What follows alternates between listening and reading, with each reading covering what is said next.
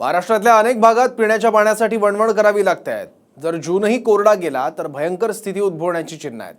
दुसरीकडे मराठवाड्याच्या दुष्काळासंदर्भात मुख्यमंत्र्यांनी बोलवलेल्या बैठकीला काही मंत्र्यांनीच दांडी मारल्यामुळे टीका होते।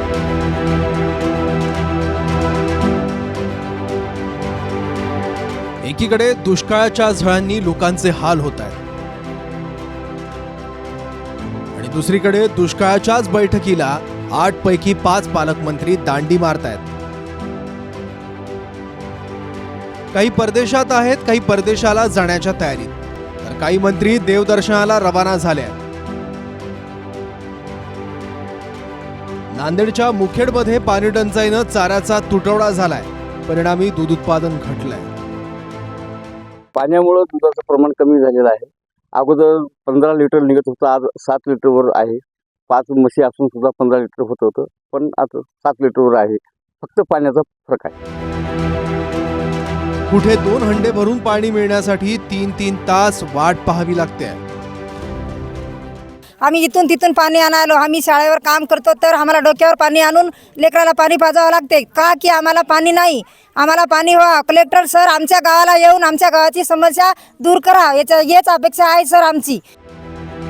लातूरात पाणी टंचाईमुळे अधिकारी आणि लोकांमध्ये संघर्ष होतोय। आधीच दुष्काळ, त्यात तापमान 43 वर, पुन्हा त्यात 12 तास लाईट गायब झाल्यानं संभाजीनगरमध्ये लोकांचा संताप उसळून आलाय। जलाशय आटल्यामुळे त्याचा फटका मच्छीमारांना बसतोय। किती दिवस झाले मासे मिळणं बंद होऊन? 5-6 महिने झाले। पाणी कधीपासून आटले? आता आटा लागलं ते। अच्छा, किती मासे मिळत आहेत आता सध्या? भेटणार काहीच नाही, काहीच लागलं। मग तुम्ही धरणं बंद केलं? हा, मासं धरणं बंद केलं का तुम्ही? मग काय खावा आता, पोटाला लागत ना आम्हाला। सुखना धरणाच्या मृतसाठ्यावर हजारो पक्षी आश्रयाला आले आहेत। सगळीकडे पाण्याचं दुर्भिक्ष असल्यामुळे पक्षी याच भागात तळ ठोकून आहेत। मोसंबीच्या बागा जळाल्यामुळे जेसीबी लावून बाग उद्ध्वस्त करावी लागली आहे। परभणीतल्या या गावची लोकसंख्या 12,000 आहे, मात्र पिण्याच्या पाण्याची मदार एकाच विहिरीवर। आज कशाचं पाणीच पुरत नाहीये। आज कोणाची सत्ता आहे, कोण यायला तयार नाहीये, पाणीच पुरत नाही। आज फक्त एका विहिरीला पाणी, बाकी तिकडला जर भाग घेतला आमच्या तिकडला तर पाणी विकतचं घेणं लागले। आज दुष्काळामुळे बीडची ऐतिहासिक खजाना बावडी सुद्धा आटली आहे। लातूरच्या अहमदपूर मधला 12 गावांना पाणी देणाऱ्या मोघा तलावानं 32 वर्षानंतर तळ गाठलाय। पश्चिम विदर्भात केवळ 29.73% जलसाठा शिल्लक आहे। सर्वाधिक पाणी टंचाई बुलढाणा आणि अमरावती जिल्ह्यात जाणवते। पुरंदर तालुक्यातलं नाझरे धरण आटलंय। धरणात पाण्याचा एक टिपूसही शिल्लक नाहीये। नाशिकच्या गंगापूर धरणानं तळ गाठायला सुरुवात केली आहे। फक्त 25% जलसाठा आता इथे उरलाय। धुळ्यातील डेटरगाव तलावात फक्त 20 दिवस पुरेल इतकंच पाणी उरलंय। राज्यातील धरणं जलप्रकल्पांची काय अवस्था आहे ते बघा। छत्रपती संभाजीनगर मधील जायकवाडी धरण गेल्या वर्षी याच काळात 40.56% उपयुक्त जलसाठा होता। यंदा तो फक्त 5.42% इतका आहे। संभाजीनगर मधीलच निम्न दुधना गतवर्षी 32.29% पाणी साठा होता आणि यंदा 0%। नगरच्या भंडारदरामध्ये गतवर्षी जलसाठा होता 53.10%, यंदा फक्त 7.76%। निळवंडे 2 मध्ये गतवर्षी 39.67% साठा होता, यंदा 9.75% आहे। जळगावच्या ऊर्ध्वतापी हातनूरमध्ये गेल्या वर्षी 52.16% जलसाठा होता, यंदा फक्त 30.35%। नाशिकच्या दारणामध्ये साठा होता 93.24%, यंदा फक्त 24.35%। ओझरखेडमध्ये गतवर्षी 26.68% जलसाठा होता, यंदा 0%।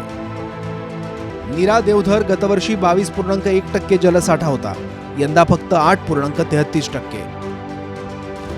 पिंपळगाव जोगे गतवर्षी 23.3% साठा होता, यंदा मात्र काहीही पाणी या साठ्यात शिल्लक नाही आहे आणि टक्का आहे 0.00%.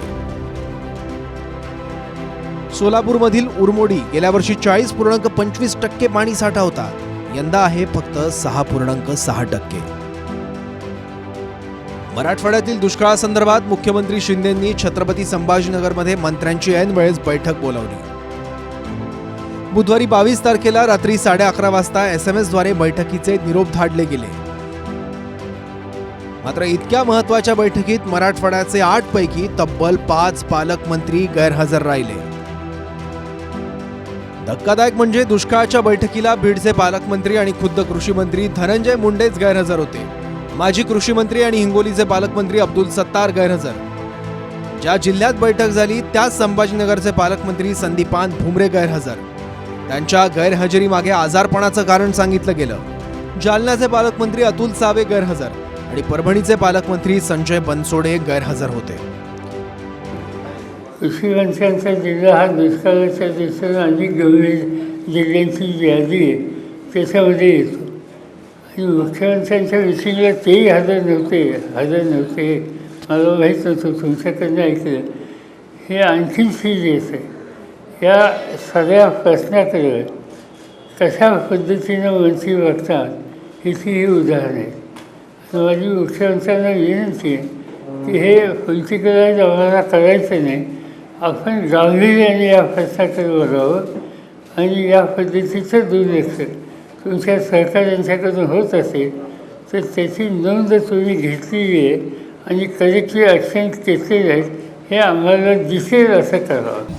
शरद पवार साहेब असतील किंवा विरोधी पक्ष असेल, हा एका नकारात्मक मानसिकतेत गेलेला आहे. स्वतः मुख्यमंत्र्यांनी राज्याच्या काल या संदर्भातली बैठक घेतलेली आहे. त्यामुळे पूर्ण गंभीरतेनं सरकार याच्याकडे लक्ष देत आहे. दुष्काळासारख्या गोष्टीवर राजकारण करणं मला असं वाटतं पवारसाहेबांसारख्या मोठ्या नेत्याला तरी ते शोभत नाही. त्यामुळे त्यांच्या जरूर काही सूचना असतील तर त्या सूचना त्यांनी द्याव्या. त्या सूचनांचा विचार आम्ही करू.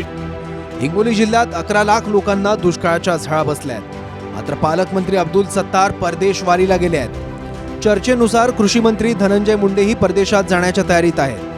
जालन्याचे पालकमंत्री अतुल सावे आणि मंत्री संजय बनसोडे देखील देवदर्शनाला गेले होते.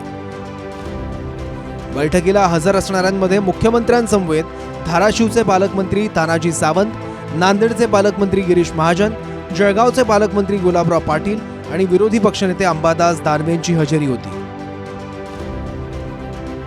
शहरात 10 मिनिटात ऑनलाईन ऑर्डर केल्यावर पाण्याचा जार उपलब्ध होतो. मात्र गावात पाण्यामुळे अर्थकारणाचं चक्र बिघडतं. पाणी नाही तर चारा नाही, चारा नाही तर दूध नाही आणि दूध नाही तर इतर व्यवसाय सुद्धा मंद होतात. शिवाय आपलं पशुधन जगवणं हे दुष्काळातलं शेतकऱ्यांपुढचं सर्वात मोठं आव्हान बनतं.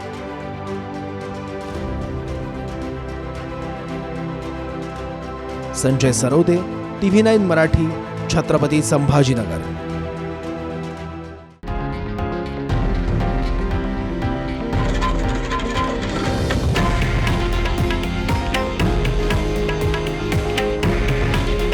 हे आहे देशातील नंबर 1 न्यूज नेटवर्क आणि आपण पाहत आहात TV9 मराठी. काळजी तुमची, हित महाराष्ट्राचं.